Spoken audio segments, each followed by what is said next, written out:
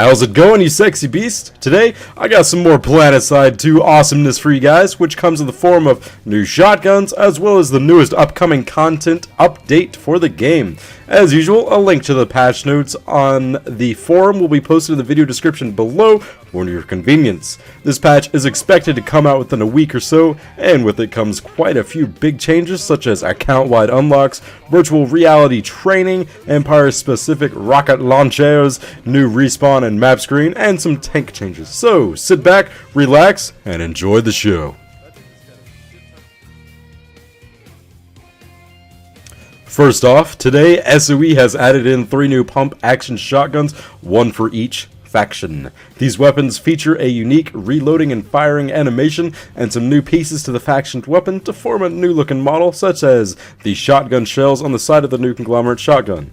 So these new shotguns include the Vonu Sovereignty's Phobos VX86, the Terran Republic's TRS-12 Uppercut, and the new conglomerate's GD66 Claw.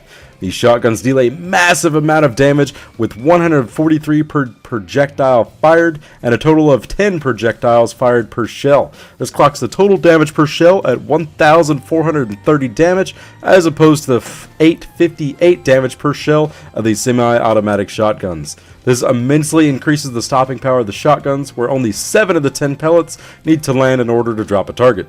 Reload speeds are half a second per shell, and a maximum magazine size is 5 shells with another 25 in the reserve. Extended magazines can increase the total amount of ammo from 5 to 7 in the shotgun at maximum. These shotguns fire a rate of 120 rounds per minute, which is if you're perfectly timing each shot, as every successive shot has to be manually fired with the mouse, so you can't just hold down the mouse button and hope for the best. Allowed attachments are the slug rounds for your ammunition, all scopes from 4 times magnification and below, extended magazines, and the laser sight. Oh, and, well, I guess the flashlight is also available, or something like that. So after today's patch with the shotguns, now I'll be stepping into the next biggest game patch update, which is called Game Update number 4. The biggest thing I want to mention is how much love the Flash ATV is getting this time around. We're finally getting a rumble seat, which will allow a passenger to ride on your ATV with you, and will be allowed to use their weapons and tools while in the vehicle, save for the mana turret for the engineer. This means that you can have hit and run tactics with a heavy assault as your passenger, or have a medic lob revive grenades into a trench where all your teammates just got blasted. A new weapon is being added to the Flash called the Renegade Shotgun. I'm assuming this is simply what the name implies, an ATV mounted shotgun. Can't wait to see what craziness that will pull off. Finally, there's a Wraith cloaking module that will be coming into the patch as well. This will allow infiltrators that are riding on a Flash to actually cloak the vehicle, concealing it during operation. I'm sure standard restrictions still apply, preventing you from shooting your ATV mounted weapon while cloaked, or take any other action other than movement. This is a pretty awesome change, even if I don't really play Infiltrator. The next biggest thing coming with the new content patch is what I'm sure everybody is looking forward to getting their hands on: account-wide unlocks. With this change, everything you've purchased with Station Cash will be accessible to the other characters on the same account. So if you purchased a GD7F carbine on your main new conglomerate guy, and you want to join your friend on another server, you can still carry that gun over and whoop some ass with it. Common pool items such as the NS-11A and the Liberator's Zephyr Cannon will be given to all your characters as well.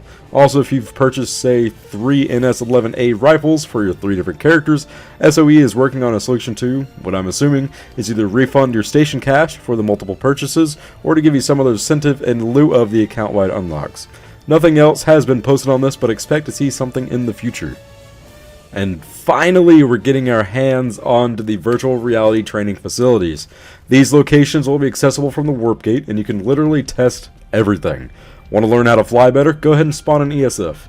Vehicles have no respawn timer or resource cost, and you can do whatever you want for as long as you want. While in the virtual reality training facility, you have access to all the weapons available to your faction, and there's even shooting ranges built to test bullet drop, accuracy, and other weapon statistics to your choosing. Many buildings will be accessible while in the VR facility as well, such as towers and small outposts, in order to test out team tactics with your outfit members and other soldiers. Finally, there's no friendly fire in the VR area, and no stats will be recorded, such as suicides, so there's no grief potential. Go nuts! The deployment or respawn screen and the map screen have both been consolidated into one feature, showing both spawn points, base positions, and everything else we've come to love about the map. It's been cleaned up for better use of space, and additional features such as friendly troop positions will be added in later after Game Update 4, so expect it sooner rather than later. Also, any other specifics have not been mentioned, so expect once this patch to drop for me to do another video covering it. We're going to get our hands on the first batch of Empire-specific rocket launchers as well with this patch. These will act differently from each other, as well as act different from the rocket launchers we have currently available to us. The Vonner Sovereignty will gain access to the Lancer, which will fire a frickin' laser beam. The longer you hold the charge, the more damage it deals. This sounds absolutely devastating if used in a squad of heavy assaults.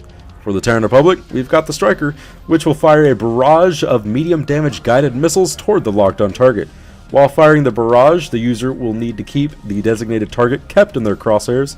Sadly, the Striker is not a fire and forget system, so you'll have to keep shooting at him.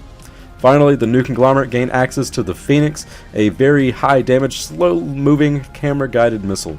This is to act much akin to the TV missile from Battlefield, where after firing, the player's view will go to the nose of the missile and can navigate the missile's trajectory by moving their mouse. There will be no lock-on noise on the receiving end if a missile is about to hit, so you have about as much warning as a normal dumbfire rocket, but with about 200 times much more awesomeness. These new rocket launchers will not be available the exact day that the patch is going live, but will come one short week afterward. Last but not least, we've got some tank changes coming in the pipe. First up, this is the only nerf to the tanks, and the explosive radius of all vehicle-based damage has been reduced. This is effectively reducing vehicle effectiveness against infantry, but will still keep the same strength we're used to against armor. Prowler heat, or high explosive cannons, can no longer one-shot infantry with the blast radius damage, so it must be a direct hit in order to get the kill. This is to bring down the Prowler's anti-infantry capabilities back in line with those of the Mag Rider and the Vanguard. Anti-vehicle damage remains unaffected. The main thing I'm looking forward to is the increased torque given to the chassis of all main battle tanks. This will increase hill climbing potential of all the tanks, so we no longer get stuck at the final few feet to crest a hill and just rapidly slide backward. So there you have it, ladies and gentlemen. This is indeed a tentative list and is pretty vague on everything, so expect a more refined patch notes to be brought up at the time of release for this patch, and also expect another video coming out from me around the same time. What are your opinions on this patch? How's the Empire-specific rocket launcher sound, or the additions to the Flash ATV? Have you gotten your hands on a pump-action shotgun yet? Let me know in the comments section below. Personally, all of these changes are welcome as they allow much more varied combat and the potential to try new things without any risks. So, did you like this video? If you did, please give it a big thumbs up. Want to see more videos like this? Go ahead and subscribe. It's free.